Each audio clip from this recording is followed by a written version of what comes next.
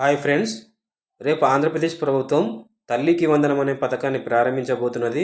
అందులో భాగంగా తల్లి యొక్క ఖాతాకు అమౌంట్ అయితే క్రెడిట్ చేయడం జరుగుతుంది.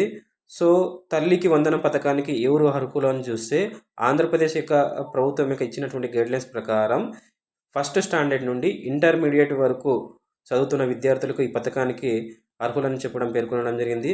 దానితో పాటు ఫస్ట్ స్టాండర్డ్ వెళ్ళేటువంటి విద్యార్థులు, అలాగే ఇంటర్ ఫస్ట్ ఇయర్కి కొత్తగా వెళ్ళేటటువంటి విద్యార్థులు కూడా ఈ పథకాన్ని వర్తింపజేయనున్నట్లు ఆంధ్రప్రదేశ్ ప్రభుత్వం అయితే పేర్కొనడం జరిగింది.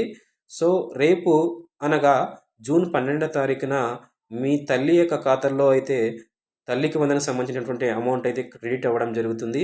ఒకవేళ మీ అకౌంట్లో డబ్బులు క్రెడిట్ కాలేదంటే మీరు కేవైసీ అయినా చేసి ఉండరు, అలాగే ఎన్పిసిఐతో మీ బ్యాంక్ అకౌంట్ అయితే లింక్ అయి ఉండదు. కాబట్టి ఖచ్చితంగా ఎన్పిసిఐ తోటి మీ బ్యాంక్ అకౌంట్ని అయితే లింక్ పెట్టుకోవాలి. లేని యెడల తల్లికి వందనకు సంబంధించినటువంటి అమౌంట్ అయితే క్రెడిట్ కావదు. అలాగే కేవైసీ కూడా అప్డేట్ కాకపోయినా కూడా తల్లి ఖాతాలో డబ్బులు అయితే క్రెడిట్ అవ్వవు. సో కేవైసీ, ఎన్పిసిఐ లింకు ఈ రెండు కూడా చేసుకున్నట్లయితే తల్లి యొక్క ఖాతాలో డైరెక్ట్గా డీబీటీ ద్వారా ప్రభుత్వము తల్లి యొక్క ఖాతాలో జమ చేయడం జరుగుతున్నది. సో ఈ సమాచారం మీకు అందరికీ ఉపయోగపడుతుందని ఆశిస్తున్నాను.